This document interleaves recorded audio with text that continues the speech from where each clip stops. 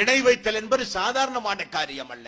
இஸ்லாமிய சமுதாய மக்கள் இறந்து போன நல்லடியார்களுடைய மண்ணறைக்கு சென்று பிரார்த்தனை செய்வது, சுஜூது செய்வது, நேர்ச்சைகள் செய்வது, கந்தூரி நடத்துவது, வலம் வருவது என்கிற காரியங்களை இஸ்லாமிய சமுதாய மக்கள் செய்கிறார்கள்.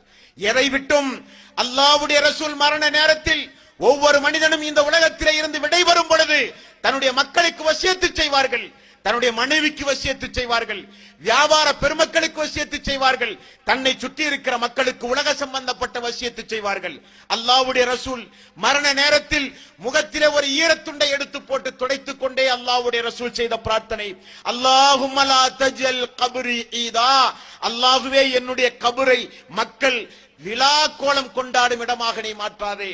அல்லாஹும்ம லா தஜல் கப்ரி வஸன யுபத், அல்லாஹுவே என்னுடைய கபரை மக்கள் வணங்கும் இடமாக நீ ஆக்காதே என்று அல்லாஹ்வுடைய ரசூல் ஏன் பிரார்த்தனை செய்தார்கள்? ஏன் பிரார்த்தனை செய்தார்கள்?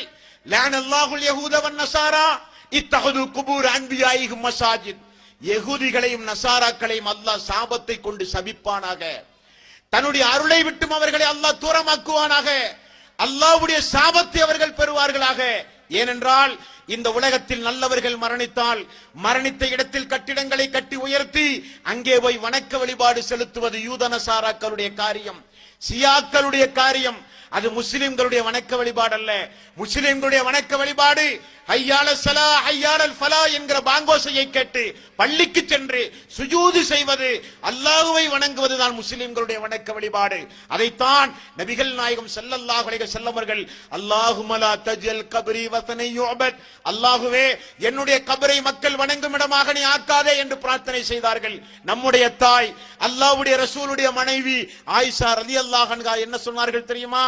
அல்லாஹ்வுடைய ரசூல் இந்த பிரார்த்தனையை மட்டும் மரண நேரத்தில் மரண சாசனமாக இந்த மனித சமுதாயத்திற்கு எடுத்து சொல்லாவிட்டால் அல்லாஹ்வுடைய ரசூலுடைய கபரையும் மக்கள் வணங்கி இருப்பார்கள் என்றார்கள். அல்லாஹ் காப்பாற்றினான், அல்லாஹ் காப்பாற்றினான். இது இஸ்லாமிய சமுதாயத்திற்கு நான் சொல்லுகிற செய்தி.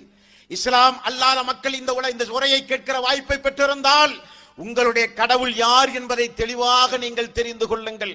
நாம ஒன்றை உருவாக்கி அதற்கென்று பக்தி பரவசத்தோடு நாம ஒன்றை வணங்கி அதுதான் கடவுள் நம்மை மறுமையிலே காப்பாற்றும் என்றால் இறைவன் திருக்குரானில் 6வது அத்தியாயம் 22வது வசனம், யாரெல்லாம் இறைவனை விட்டுவிட்டு இறைவனுக்கு பகரமாக ஒன்றை உருவாக்கி இவர்கள் நம்மை இறைவனிடம் கரம் பிடித்து காப்பாற்றுவார்கள் என்றோ, மறுமை நாளில் இவர்கள் எல்லாம் நம்மை கரம் பிடித்து மறுமையில் சொர்க்கத்திற்கு அழைத்துச் செல்லுவார்கள் என்றோ யாராவது நினைத்தால் 6வது அத்தியாயம் 22வது வசனத்தில் அல்லாஹ் சொல்கிறான், அந்த நாளில் அவர்களை எல்லாம் ஒன்று சேர்க்கிற அந்த நாளில் தும்ம நக்கூலு லில்லதீன அஸ்ரகு ஐன சுரகாவுக்கும் அல்லதீன குன்தும் தஅமூன், அந்த நாளில் மனிதர்கள் கற்பனை செய்து வணங்கிய தெய்வங்கள் எல்லாம் எங்கே என்று அல்லாஹ் கேட்பான். அல்லாஹ்வுடைய வாய்ஸ், அல்லாஹ் கேட்கிற கேள்வி.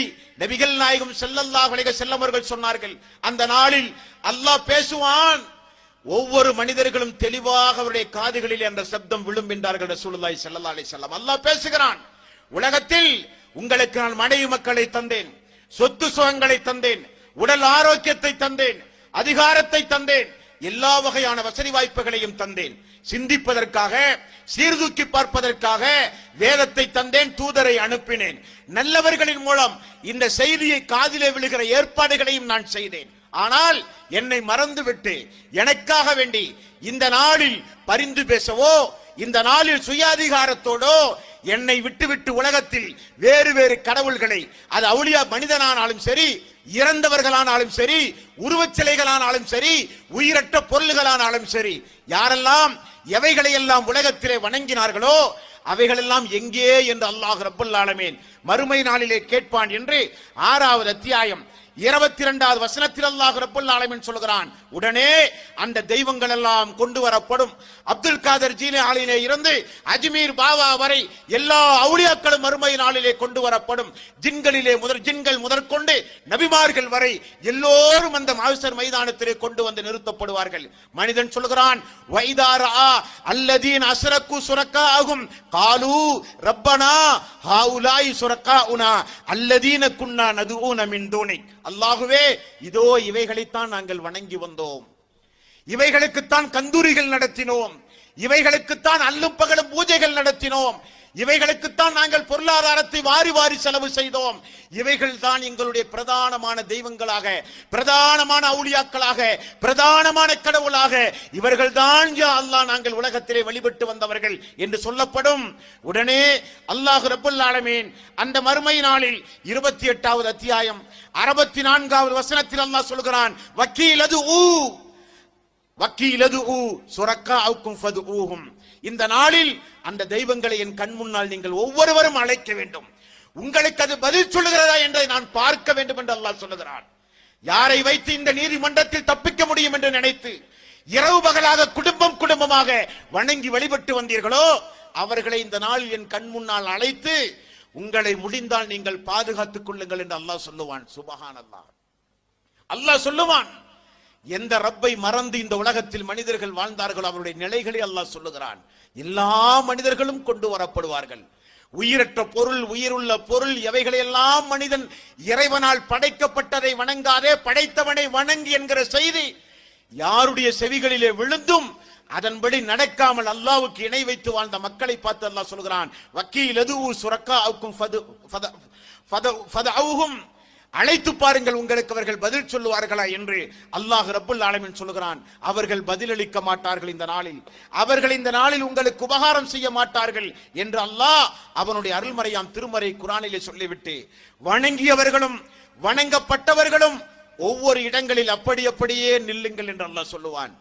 அப்படியே நில்லுங்கள் என்று அல்லாஹ் சொல்லுகிறான். வயௌம நஹ்ஷுருஹும் ஜமீஆ. அந்த நாளில் வணங்கப்பட்டவர்களும் வணங்கப்பட்டவைகளும் அந்த நாளிலே கொண்டு வரப்படும்.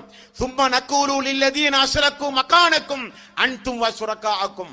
அந்த நாளில் வணங்கப்பட்டவைகள் கொண்டு வந்த அந்தந்த இடங்களில் அவரவர்களை நிறுத்தப்படும். நிறுத்தப்பட்ட பிறகு அல்லாஹ் ரப்பல் ஆலமீன் கேட்கிறான். 25வது அத்தியாயம் 17வது வசனம். வணங்கியவர்களும் வணங்கப்பட்டவர்களும் ஒரு இடத்திலே ஒன்று திரட்டி விட்டு அல்லாஹ் சிலைகளை பேச வைக்கிறான், மரங்களை பேச வைக்கிறான். மனிதன் எவைகளை எல்லாம் வணங்கினான அவைகளை அல்லாஹ் பேச வைக்கிறான். வயௌம யஸ்ருஹும் வமா யஅபுதூன மின் தூனில்லாஹ். நீங்கள் தான் என்னுடைய அடியார்களை வழிகெடுத்தீர்களா? அல்லாஹ் கேட்கிறான். அப்துல் காதர் ஜீலானி கேட்பான். 1000 முறை அழைத்தால் உடுமலையிலே வீட்டுக்கு வருவார் என்று நீதான் சொன்னாயா என்று அல்லாஹ் கேட்பான். எல்லா நபிமார்களிடத்திலும் கேட்கப்படுகிற விசாரணை. ஜின்கள், அவுலியாக்கள், நாதாக்கள், உயிருள்ளவை உயிரற்றவை எல்லோரிடத்திலும் கேட்கப்படுகிற கேள்வி. வயௌம யஸ்ருஹும் வமா யஅபுதூன மின் தூனில்லாஹ் ஃபயக்கூலு அன்தும் அல்லல்தும் பிஇபாதி ஹாஉலாய் அம்ஹும் லல்லு சபீல்.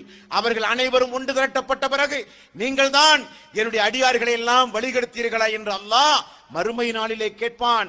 அவர்களெல்லாம் சொல்லுகிற பதில் திருக்குர்ஆனில் பக்கமாக நீங்கள் பார்க்கலாம். அல்லாஹ் நீ சாட்சி, எங்களை வணங்குமாறு நாங்கள் எங்குமே சொல்லவில்லை.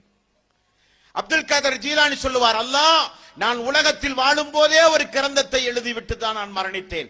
அந்த கிரணத்தில் உனக்கு நோய் வந்தாலும், உனக்கு சங்கடங்கள் வந்தாலும், உனக்கு துன்பங்கள் வந்தாலும், உனக்கு எப்படிப்பட்ட சோதனைகள் வந்தாலும், பொருளாதார இழப்புகள் ஏற்பட்டாலும், உனக்கு குழந்தை தேவைப்பட்டாலும், உனக்கு என்ன தேவை இருந்தாலும் உன்னை படைத்த ரப்பிடத்தில் தான் நீ கேட்க வேண்டும் என்று உலகத்திலேயே யா அல்லாஹ் நான் ஒரு கிரந்தத்தை எழுதிவிட்டு தான் நான் மரணித்தேன் என்று அப்துல் காதர் ஜீலானி அவர்கள் சொல்லிவிடுவார்.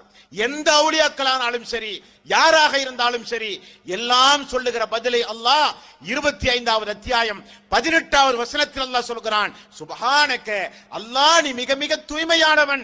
நிச்சயமாக நாங்கள் யாரும் எங்களை வணங்க சொல்லவே இல்லை என்று அல்லாஹ்விடத்திலே சொல்லி விடுவார்கள். அல்லாஹ் இதற்கு நீ சாட்சி என்று சொல்லுவார்கள்.